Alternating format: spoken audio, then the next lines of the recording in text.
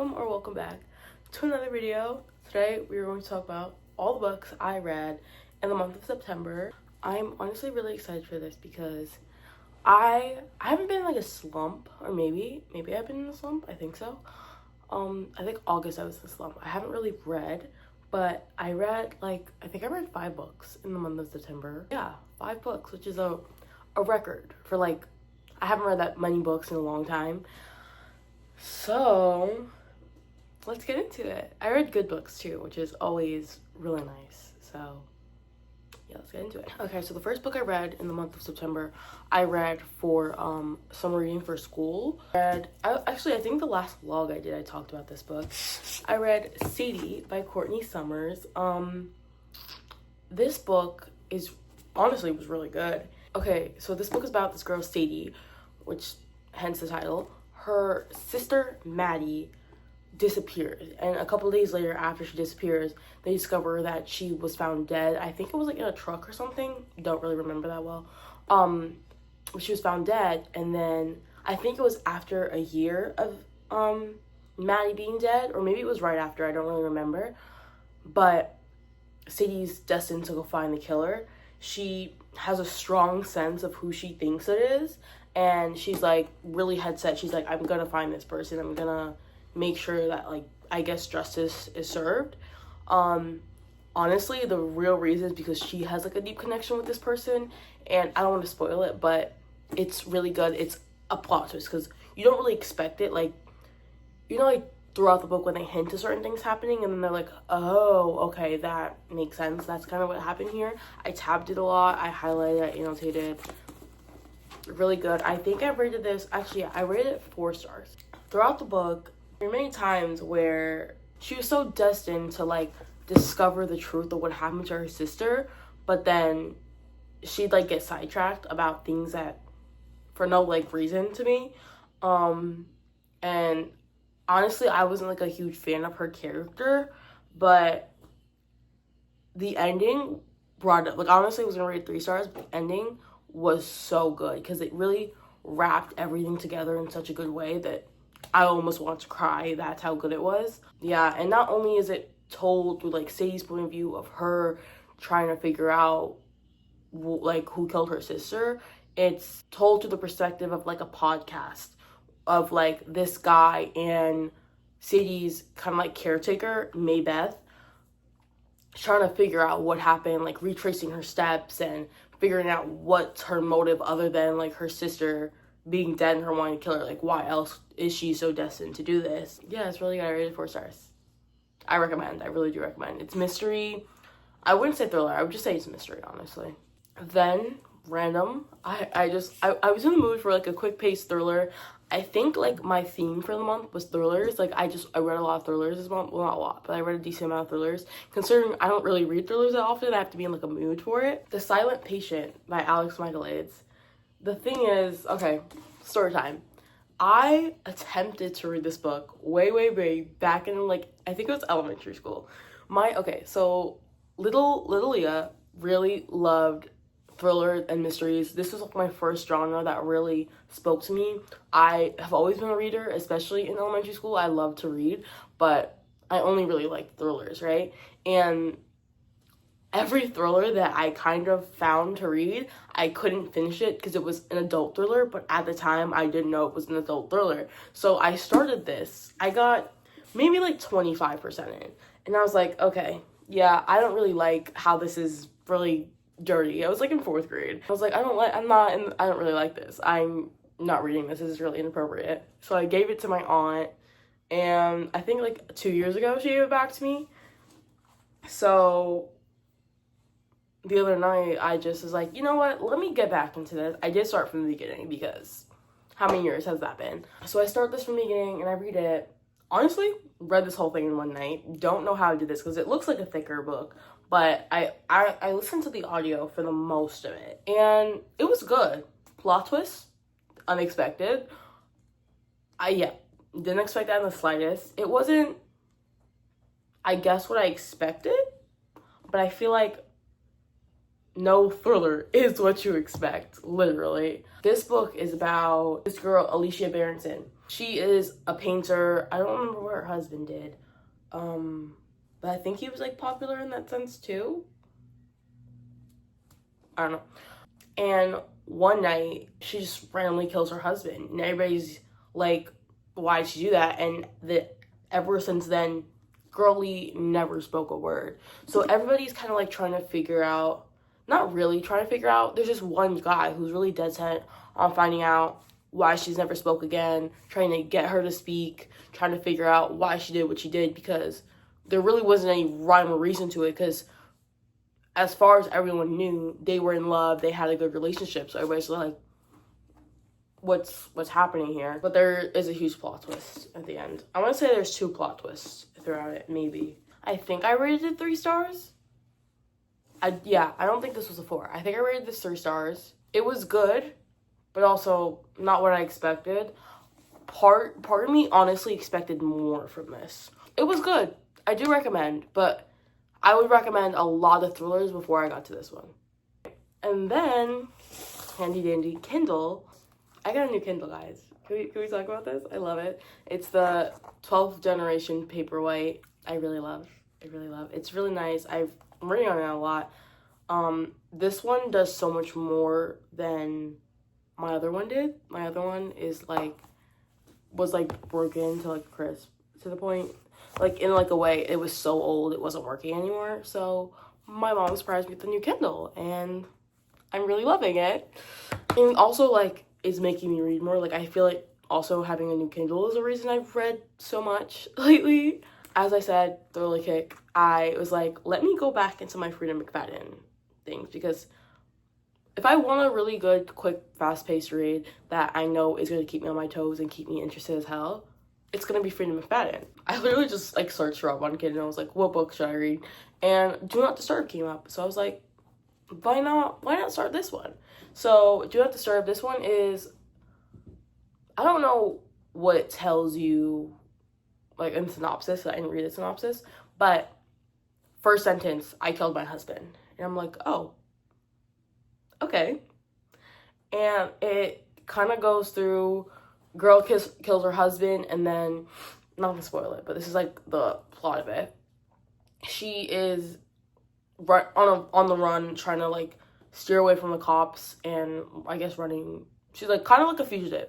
They don't know that she did it, but they know that her husband's dead, and she doesn't want anyone to find her husband while she's still there. So she's on the run. She finds this motel. She's staying in this motel, but the motel has these creepy kind of vibes.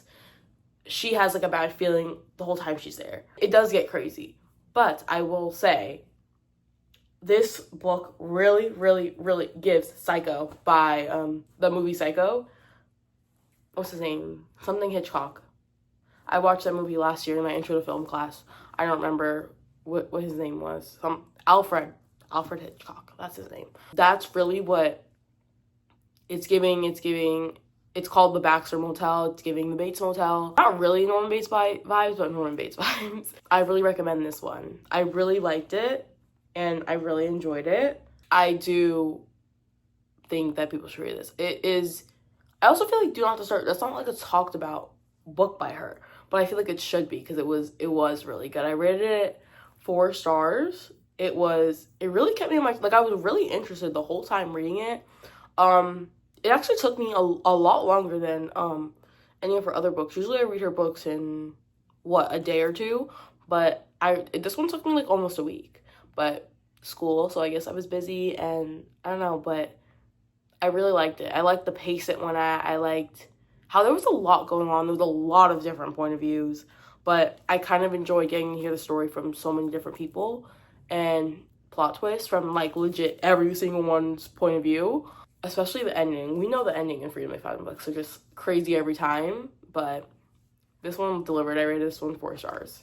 And then this book's been on my TBR for a long time, and when it comes to school, I like to have, I call it a school book, because not every book I read is YA, but I know at school I'm not walking around with smut, obviously. So I have a YA book that I have for school, and I like to change it and finish the book every month. I like to have a different book every month.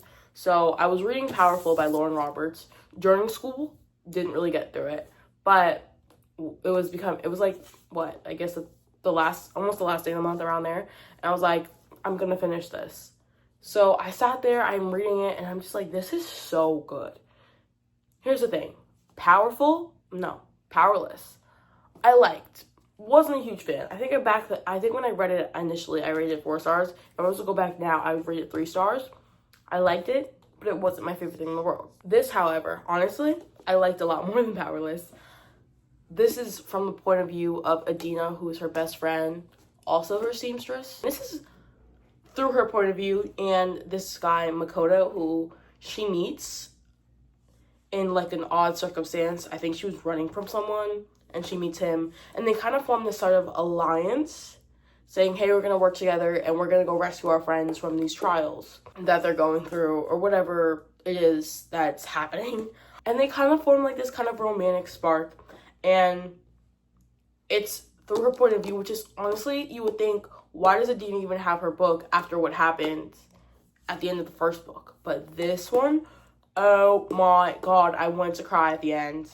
It was so good. Like, the Lauren Roberts perfectly gave you what you wanted, built it up for that ending. Cause wow. Oh my god, wow. I didn't rate this with 4 stars. I think I'm giving it 4.25. We'll give it 4.25. Because it was so good. So perfect. I just wish there was more. I wish there was more. And I wish there was more. And I was texting my friend Brianna, and she was telling me that I do get more of the people in here in one of the coming books. So I'm like, thank gosh, because this was so good. Okay, and the last book I read, last but not least, The House of My Mother by Sherry Frankie. Now, I never watched the 8 Passengers YouTube video as a kid, but I knew who they were. I've heard about them. I saw them on my For You page all the time and whatnot. Honestly, I feel like it's something my brother might have watched once before, but they were definitely known to me. Now, I didn't know much about that situation until there was just one video that I saw of Ruby Frankie saying, oh yeah, this kid, he did, like, that Chad did something bad, so she took her son's bed away. And I remember seeing that and it was like, guys, is this like normalized? Like, are y'all actually like allowed to do that? I remember that being like a huge red flag to me. I listened to this book via audiobook. Now, I was just curious because they were something I knew of as like childhood. I knew who these people were. So it was like, I'm curious to see like how it really was behind the curtains. I've really been into memoirs recently. There's 2 memoirs on my TBR for this month. Now, this book I did not rate because I have this point of view. I feel like memoirs, when like people are telling their own story, that's not really something that you should go out and you should rate that because it's their life story. You can't judge their life story. Like, everybody has their own lives. You can't just judge it. So I don't rate memoirs. I don't rate them because I just feel like it's someone's life story. It's not like it's fiction. It was a really good book. I was very surprised listening to some of it. Actually, a lot of it. Yeah, I hope they're all healing from that wild childhood that they endured. That concludes all the books that I read in the month of September. I do, however, want to pick a book from my TBR jar. Let me go get that. Okay, so what was it, like a month ago, I want to say? I filmed a video. It was called Comeback TBR jar. I never finished editing it, nor did I upload it because I didn't like it. It wasn't the best quality video. Not like the quality of it. It's just like, I don't know. And the last TBR video I did didn't get that much feedback either. So I was like, not even gonna bother. But I did recreate the TBR jar, made pretty colors, and it did take me a while. So we're gonna pick my TBR pick of the month. I have a lot of books on my TBR jar. Well, on my TBR for October as it is. But why not just pick one? We'll see if I get to it. I feel like there's books in here that are on my TBR already, but we'll see. All right, let's see what we got. Please be a good book.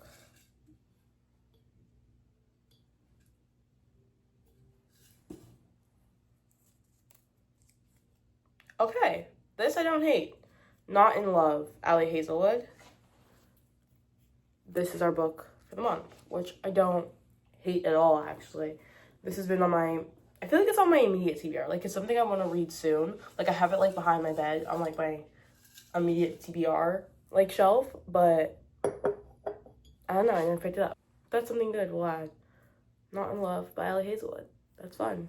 Alright guys, that is all for this. I hope you guys enjoyed this video, and I hope to see you guys in the next one. You guys can like, you guys can comment what you guys read this month, and you guys can subscribe if you want. It would mean a lot to me. Alright, bye!